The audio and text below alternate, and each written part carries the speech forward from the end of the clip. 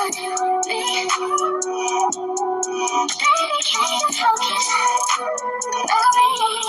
babies, is Auntie Trice here with another video for you. If you have not done so, please head on over to all of my other social media platforms and follow me on there. They're going to be listed in the description box underneath this here video.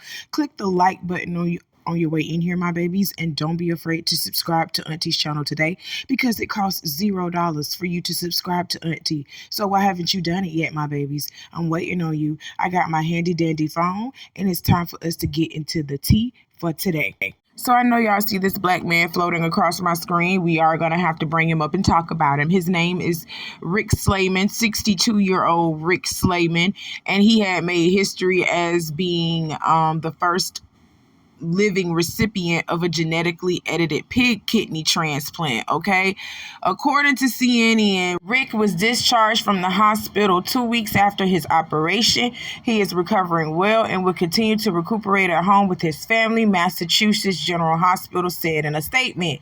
Rick says that this is the healthiest he's felt in a long time. This moment, leaving the hospital today with one of the cleanest bills of health I've had in a long time, is one I wished would come for many years. Now it's a reality and one of the happiest moments of my life. 62-year-old Rick Slayman says doctors suggested the pig's kidney after he was diagnosed with end-stage kidney disease last year. He is the third person to receive a pig transplant. The two others were heart transplants, but the patients died weeks after the surgery. Per the report, the kidney was producing urine the way the kidney should. They also used a genetically engineered pig to reduce the odds that the human immune system would reject the organ, okay?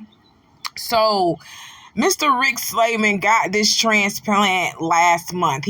Was it last month? I'm sorry, not last month. I think he got it in March. He got the transplant in March. And you see, we had reports of him doing well. He's doing well, right? Well, in actuality, in reality, things took a turn for the worse for Mr. Rick Slayman, and he has died from the genetically modified pig kidney. Okay? So he has died from that.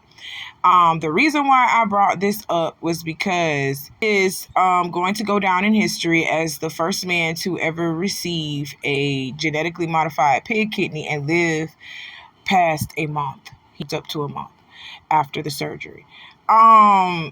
This is crazy. Why in the fuck would y'all be putting animal parts in humans? We are not the same.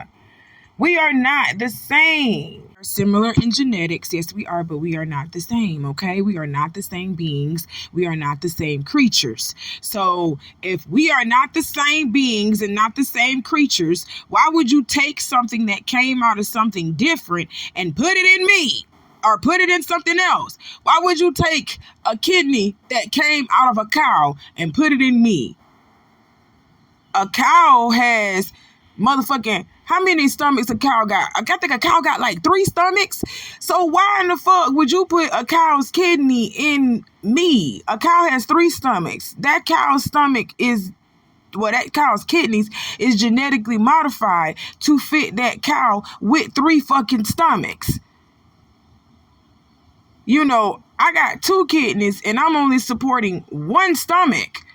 You know what I'm saying? Like, y'all got to stop. Y'all got to stop. And on top of that, that animal has hooves. Pigs are unclean animals. They have hooves. You ain't supposed to be doing that. Oh, my God.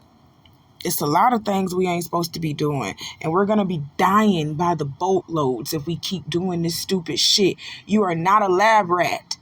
And I don't want to say it like that. I don't want people to look at Mr. Rick like he was a lab rat, but this is lab rat mentality. This is lab rat mentality right here.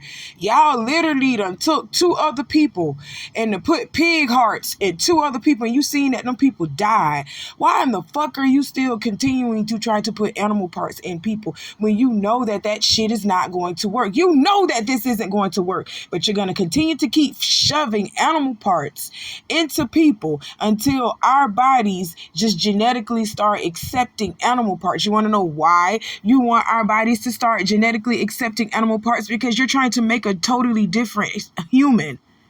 Now you're trying to make a totally different human. You're trying to make a human that is bred, not even bred, that is genetically modified into animal. And once our DNA starts adapting with their DNA and their genetics, and we start crossing over, having a crossover into animal, our children that we birth into this generation, into this world, they're going to have animal-like instincts and animal-like. You see what I'm saying? They're going to have animal-like capabilities. They're actually going to be more relatable to the animals because they have animal parts within them.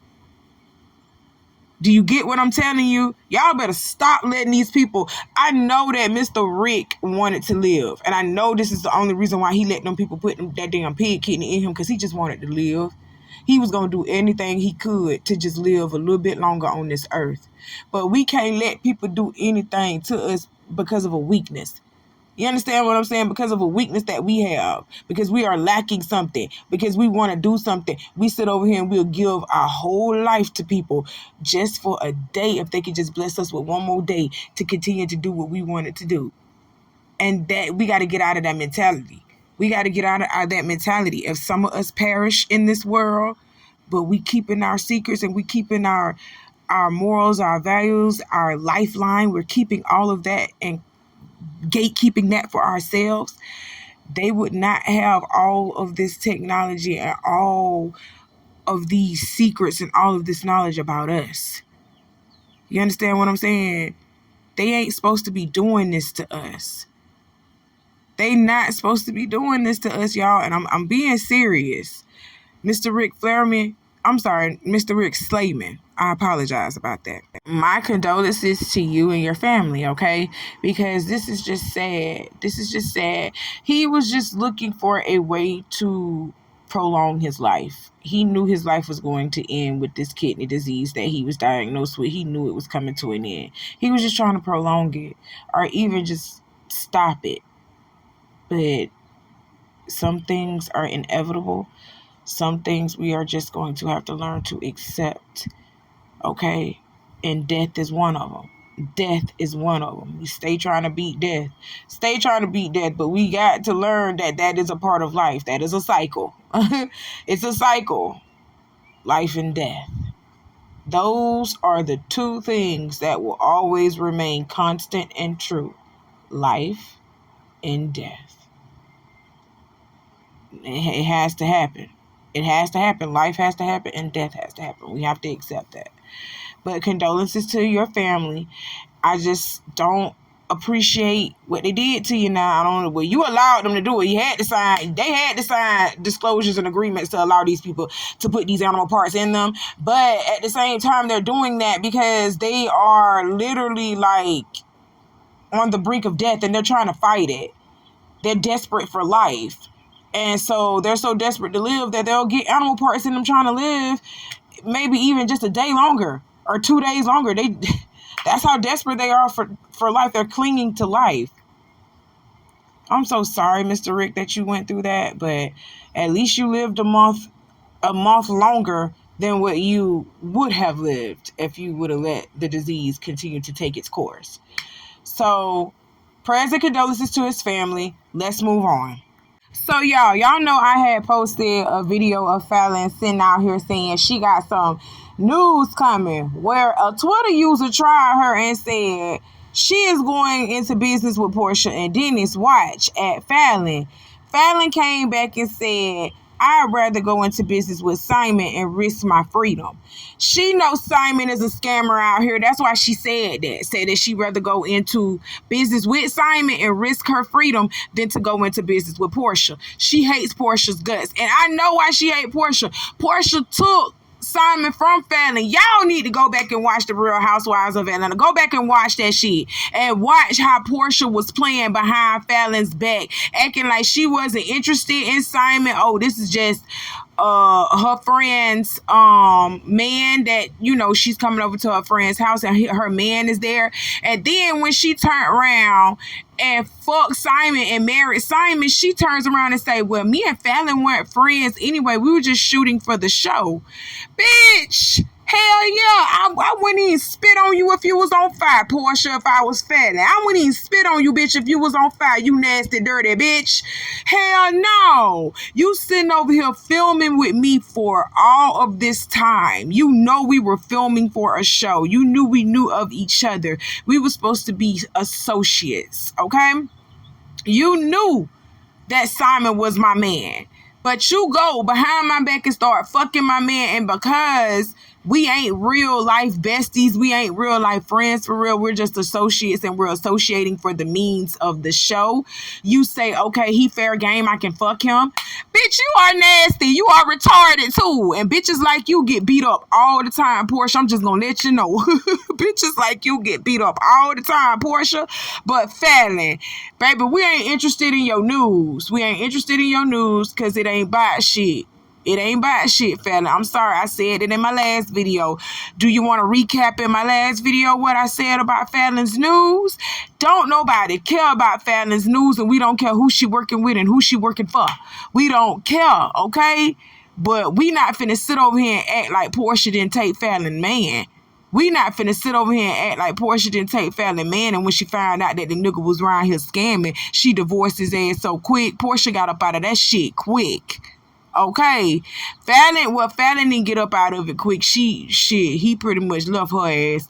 I'm just gonna be honest, he just left her to deal with somebody else. But Falynn came up out of it unscathed. You see, ain't nothing going on with her. They ain't coming for Portia finances they ain't coming for Falynn's finances like they trying to come for Portia's finances. Oh yeah, Portia is in a little sticky icky with Simon right now. I'm gonna get into it later. But Falynn, baby, ain't nobody studying your news. I'm gonna say that one more time. Ain't nobody studying your news, Falynn. Let's move on. Well, y'all get in here. Investigators are saying that popular Band-Aid brands are putting you at risk for cancer because they are allowing certain chemicals to seep through your wounds through the fucking Band-Aids. Yup. That's what's happening. Yep. Oh my God. Let's talk about it. So, according to Dr. Linda Birnbaum, a toxicologist and former head of the National Toxicology Program, bandages from some of the most recent or most well-reputed brands, including Band-Aid and Curad, contain dangerous levels of forever chemicals. What does this mean exactly? Okay. PFA chemicals are sometimes used to make adhesives, and investigators believe that those chemicals are seeping into your open wounds, putting you at risk for cancer, okay? PFA chemicals can easily enter the bloodstream after a person drinks water or eats food laced with them. Once in the bloodstream, PFAs can lodge themselves within healthy tissue where it can begin to damage the immune system, the liver, the kidneys, and other organs. The bandages that contain high levels of fluorine above 100 parts per million include brands Band-Aid, Care Science, Curate, CVS Health, Equate, First Honey, Rite Aid brand, Solimo, which is an Amazon brand, and Up and Up, Target's brand. Oh my God. So damn near all the fucking Band-Aids, y'all. You can't put a damn Band-Aid on no motherfucking more because it got PFAs in it. And those PFAs can seep into your open wounds and you are getting at risk for cancer. Everything can kill us at this point. Oh my God, even fucking Band-Aids. They are supposed to be protecting the wound and shielding the wound from dirt and bacteria and all that shit getting into it, causing an infection, and they are causing cancer. The Band-Aids are causing cancer. If it ain't one thing, it's another. Y'all be safe out here. Just be safe out here. That's all I can say. Because at this point, we just gonna have to tough this shit out like how you did in the old days. Get a wet rag and wrap that shit around your shit. You split your shit, get you a piece of cloth and wrap it around if it ain't got all type of toxins in it that can give you cancer off of that. Oh my God, people, y'all stay safe out here. But I did just want to put this little clip in the segment to show y'all it ain't safe. They trying to kill us out here.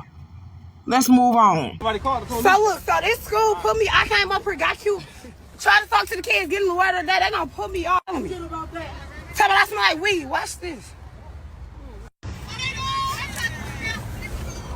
He gonna try to get mad. Fuck that old man. Bitch, you're nobody. Bitch, like I'm finna sit with y'all. They ain't come to see you, Otis. Otis? Bitch. You heard who they screaming for. How y'all? Brother fuck my head up. They put us out. Unpopular opinion, you shouldn't have been at the school in the first place, Sexy Red. What the fuck are you there to tell those kids? How to pop their coochie and get a fucking baby daddy and fucking multiple STDs as long as you can cure them up. It's okay as when you getting them STDs, bitch. How to show them how to make their coochie stink, ho. Show them how to just smoke weed and turn up and drink alcohol all fucking day. Don't have an ounce of water nowhere near you, bitch. Smelling like salmon, ho, smelling like nasty ass salmon and tilapia, bitch. Is that what you there to teach them? I'm so glad they didn't let you in the school, bitch.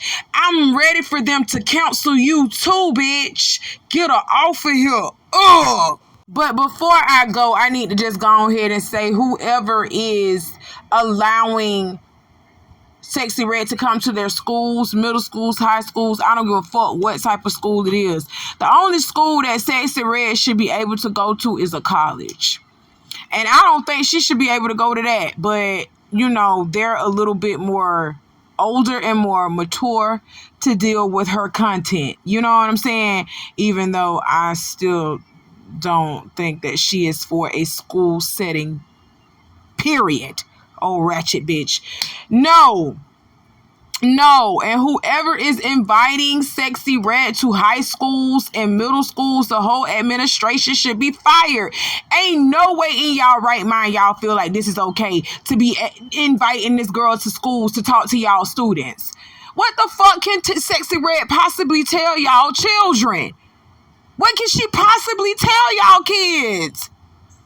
Y'all is crazy. And if I ever have a child and I find out that Sexy Red or even Drake or anybody that been at my motherfucking child's school, I am going to sue.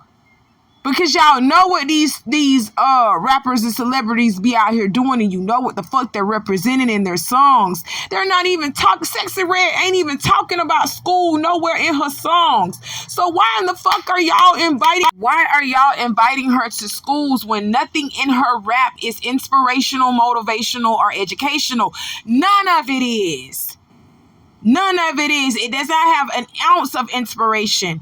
It does not have an ounce of motivation. It does not have an ounce of education in it. Education. I'm sorry. It does not have an ounce of education in it. So why in the fuck is she allowed to go to these schools and talk to these students and perform her ratchet ass songs in front of these kids?